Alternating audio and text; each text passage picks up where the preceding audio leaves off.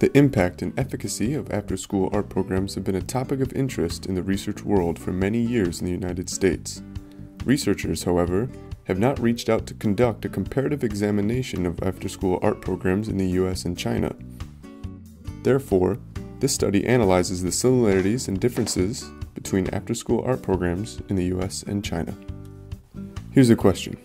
What is an after-school program? After-school programs are some activities that youth can participate in outside of the traditional school day. Some programs are run by a primary or secondary school, while others are run by externally funded nonprofit or commercial organizations. So, why are after-school programs established in the United States and China? As research from the John F. Kennedy Center for the Performing Arts shows, in 2000, at least 5 million children in the United States came home to empty houses after school because their parents worked outside the home. American parents worry about their children's safety and whether they will be in danger of being exposed to crime or drugs. In order to deal with their concerns, a variety of groups including educators, child development experts, community development groups, and parent groups have created after-school programs to keep children and youth out of trouble. Some surveys show that after-school programs in China have come to supplement their basic K-12 education. Since the beginning of the 21st century, with the increasingly fierce competition for employment in China, after-school programs have sprung up like bamboo shoots after the rain. Currently, the categories for after-school programs have covered all subjects. Among them, there are not only the main subjects such as language arts, Chinese literature, math, or English, but also the visual arts, music, or even sports. In the US, most after-school programs are sponsored through federal funding or the funding from companies, including nonprofit organizations. However, most after-school programs in China are established and run by private institutions and companies. Therefore, the purpose and function of their after-school art programs may differ from those of the United States. 一般来说，像在我班上的学生，他们都有一定基础的艺术欣赏水平。那么提高他们的一个艺术素养是一方面，另外一方面呢，对于某一些孩子来说，他们就是会着重的把艺术项目中的某一项作为自己的一个特长培养下去，这是我看到的课外的一个主要的2个方面。应该比较偏向于更商业化的操作。特别是美术高考培训这一块。如果说对小孩的美术教育，我个人理解的、了解的，就我们周边的一些培训班，很大程度上都是以赚钱为目的，甚至对小孩形成一种误导，这点是我还挺着急的，说实话。Summer art camps have been popular in the United States recently. In Columbia, Missouri, some summer art camps are run by nonprofit organizations, such as Access Art and the CARE program. CARE here refers to Career Awareness Related Experience.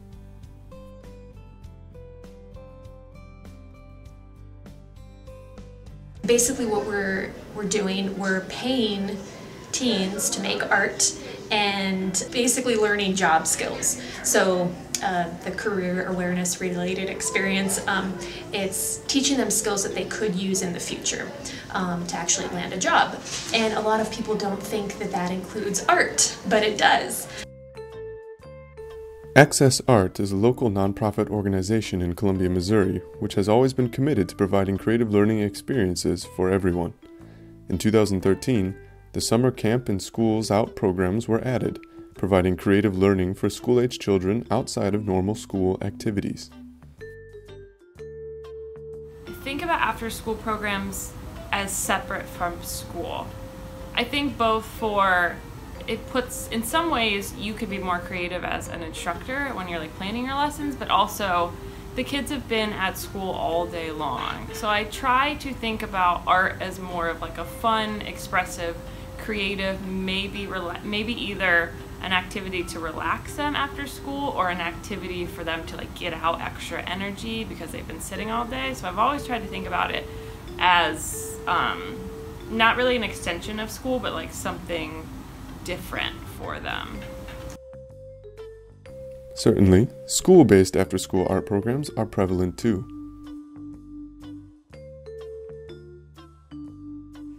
Mud Club is just extra time for them to practice. Well, I say practice because I'm wanting them to build some skills. But for them, they just love to be able to come and make more stuff with clay. After-school programs are becoming an increasingly important part of many students' educational experience nowadays, and the arts are beginning to take a prominent place in after-school learning. So what is the position of art in after-school programs in the United States and in China? According to WHO, China promulgated a policy of cultural rejuvenation. Chinese studies, fine arts, and calligraphy are included in the examinations for primary and secondary schools. This shows that the education system in China pays attention to the influence of arts. However, the current art education market in China is a mixed bag, and the level of teaching is uneven.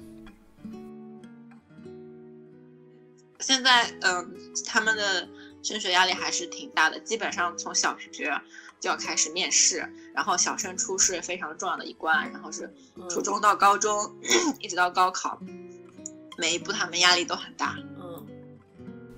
Art teachers in both the United States and China believe that arts have a good effect on students in after-school programs.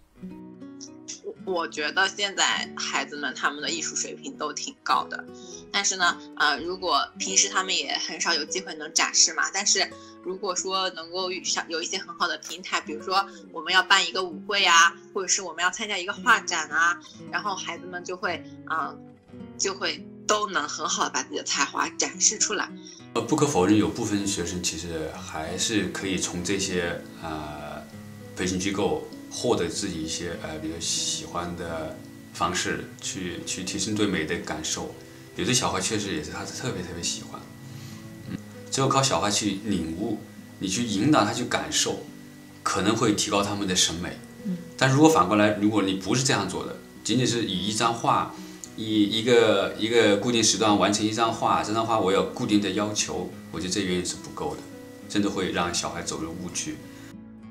And what we're looking for is teens that are, they have a passion for art. They might not be the best at art, but they at least have to have, a desire to pursue art in the future. But we're also looking for at-risk youth, kids that students that may not necessarily get this opportunity due to like economic status or things like discrimination. We want to give these at-risk kids the opportunity that they really deserve. It being like a kind of like a capstone to their day or something. So either maybe it's a place for them to get out some of their frustrations or some of their energy from their stressful day at school, or maybe it's a time for them to relax and do what they want and have a little bit more freedom and not like have so many restrictions and rules like they do at school. They bring what they've learned and then they can experiment a little bit more with it. Here they learn more. I mean, just by playing, like you said, like playing with materials. Art is, especially, I think it's probably all grades, but I know in JK through 5, the more they play with things, the better they get at art. In fact, art educators in China often inquire as to how American after-school art programs work and what their curriculum looks like. Currently, many after-school program leaders and administrators in China implement some practices which American after-school programs have done in the past. They introduce foreign original textbooks and at the same time, design their own curriculum according to their own real situations, integrating fresh teaching ideas into their teaching modes. 一般来说，在我设计的课程中，我会以课本为主导，那么都带到，但是呢，会再拎一个主线出来，让他们每一个学期能够学习到一种新的技法。比如说上个学期我可能会教他们画水彩，然后呢在低一点年级的我就会教他们就是什么动漫设计啊，然后还有剪纸啊、皮影啊，以这样为一个主线再去带。我教学生我会看他们不同的年龄、不同的接受能力来教。如果是小孩的话，那我可能会让他，比如说我们画一匹马，就这个马的感受是什么，对吧？然后我可以提供一些图片给你，但我不会说一定你要画这一张，你可以根据老师说的马的这些特点，你看有的马跑得快，有的马可能跑得慢，有的马可能肥，有的可能瘦，你根据它不同的感受，你来画一个你心目中的。I have them for the first week and the last week, and it's kind of like preparation is the first week for the summer, and then the last week is just synthesizing everything and creating a final show.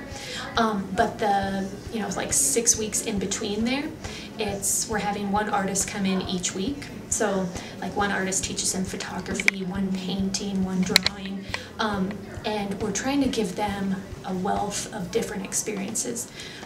But then we also connect it very much to the community. So like one week we do a mural where we have like the public come in and help us, and we really want to make it known that art is not just a solo endeavor, but it's very much integrated into the community and should be. So yeah, I have a background in printmaking, so when I can, I like to introduce print processes to them, also because that's something new that a lot of them haven't done before. Like at Res Arts, I was able to do a screen printing demonstration with them. They were all able to like take little screens home with them, which was really cool because I don't think a lot of them have access to that in their regular classrooms. I like to show them at least one specific thing at the beginning of the club. Sometimes it's kind of hard to get their attention, as you saw. But I try to show them one thing. Like today, they all know how to make pinch pots, and we've talked about how you can make different things out of pinch pots. But you can also add coils to pinch pots. So, and I do that as in a first grade class. We make a pinch pot and we build it up with coils. So I wanted them to sort of introduce them to that today. They didn't all try it. In fact, there were only a few, I think, that tried it, maybe. But it was something they could try, and then they could go back to what they did last week if they wanted to. They can keep making more of that, or they can invent something completely new. The sense of play is one of the skills that Daniel Pink recommends. As he states, play is becoming an important part of work, business, and personal well-being. Its importance manifesting itself in 3 ways: games, humor, and joyfulness. So how do art teachers in China and the United States view students' play? 首先当然是希望这样的一个课程能够让他们喜欢，能够给他们带来快乐，这也是我们艺术教育的一个目的之一。比如说在我的课堂中，我通常不会对他们要求就是太严，就是他们比如说有时候也可以即兴的做一些发挥啊，或者是下座位和同学们有一些互动啊，希望自己课堂活跃一点。但是你该学知识还是要学到。娱乐感对于单纯学绘画的学生来说，可能少年儿童可能更多一些。如果是落实到高中阶段了，可能娱乐性就要差一些。比如说，我会针对小朋友的这个课堂，在专业基础能够保证的状态下，加进娱乐性，是这样子的。I like to set the tone just the very first week of being playful. I want them to really play with materials because again, it's about experimenting with different forms of art. And then just being able to feel free enough to put their own personal spin on things. These are teenagers that are working with adult artists, working artists, and that can be really intimidating. But we always pick artists to come in and help them, artists that are very playful themselves, and ones that are really experimental with their work. I mean, there still has to be structure, but giving them a little bit more freedom. Like I know at Access Arts too, it's a long day.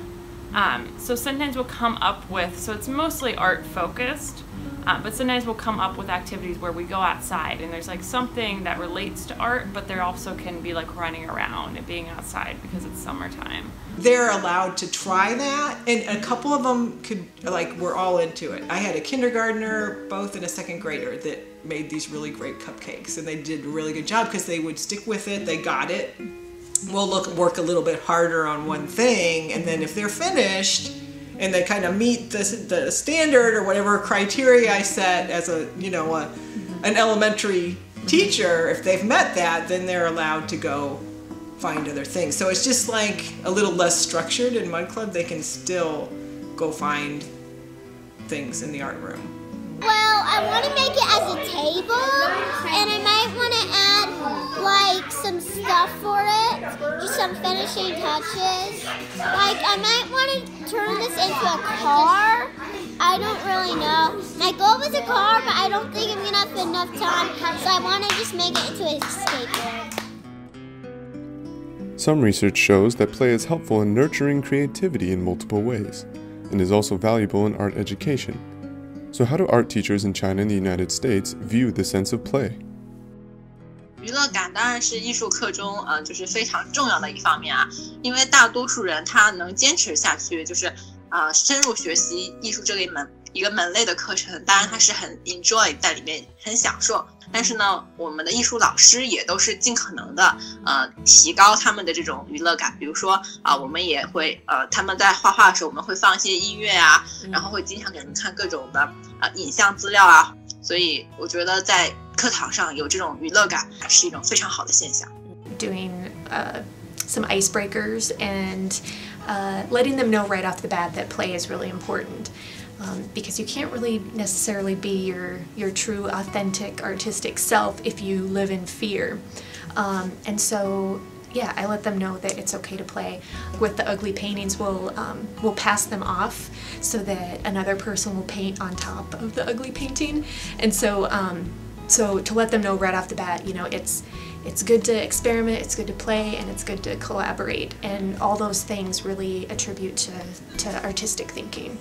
It's just as important as being able to follow directions. But with art especially, if they don't know how to play with materials or they're afraid to play with materials, then that's a huge chunk missing. It's essential. It's almost like you can't teach it, but you can allow it. I require that they're allowed to play in a certain way. I mean, with certain things. The report of the After School Protocol Task Force shows that there have not been enough quality programs available in order to meet the needs of many parents and students. The U.S. Department of Education and the U.S. Department of Justice describe the common elements of high-quality after-school programs for school-age students in terms of their goal setting, quality staff, participation ratios, and their attention to safety, health, and nutrition issues. So how do art teachers view their programs and their efficacy? 我当然是觉得自己教的还不错啦。为什么呢？因为我能看到孩子们的一些作品，然后他们的作品都能很好，而且我尝试过对不同年龄段的孩子的一些教学，经过一段的时间摸索，我能够让不同年龄段的孩子发挥出他们该有的那个年龄段的一些特征，都能反映在画面上，然后呢，能够让他们真的学到一些东西，不仅仅是在美术上，还有很多是在美术之外。那么呢，达到了这种帮助他们建立起自己的艺术素养，拓宽眼界。我会根据每一个学生不同的个性，知道他们的优缺点，然后呢，会告诉他们你该从哪些方面去提高你的这个，你是缺技能还是缺理论？然后如果是技能，我可以具体到你这个地方该怎么去解决，或者你看哪方面书，你应该从哪个技法上去练习，可以得到提高。而且这种提高都是很有成效的，能够很明显看得到的。缺陷就是说，因为这是一个能动的嘛，它不能像数学一样的1+1等于2这样去教。也许我的体会对，比如说我们对对象的体会，和他的体会可能不一样。I didn't actually think that, you know, the arts were something where I could actually make a living or be like a self-sustaining artist because I didn't see anybody else doing it. But these students are seeing artists in their own community that are doing it and they're making a living off of it. And they're not just making a living off it, like it's not just a job, but it's a job that has, you know, a lot of meaning and really leads to being fulfilled, you know, in your work. I really can't not do it anymore because I feel like everybody want to do it. There's a demand for it, so as long as there's people who want to do it, I'll offer it as a club. Well, they do come into my classes knowing more, and they pass it on. They pass it around to other kids, so it pays off. Based on this study, we found some similarities and differences between after-school art programs of the United States and China. Some similarities include teachers in China and the United States believe that arts are essential to students, and they claim that the sense of play is significant for art education. In addition, the types of after-school art programs are similar both in China and the United States. Some differences include the purpose and function, curriculum design, position of art, and efficacy of after-school art programs.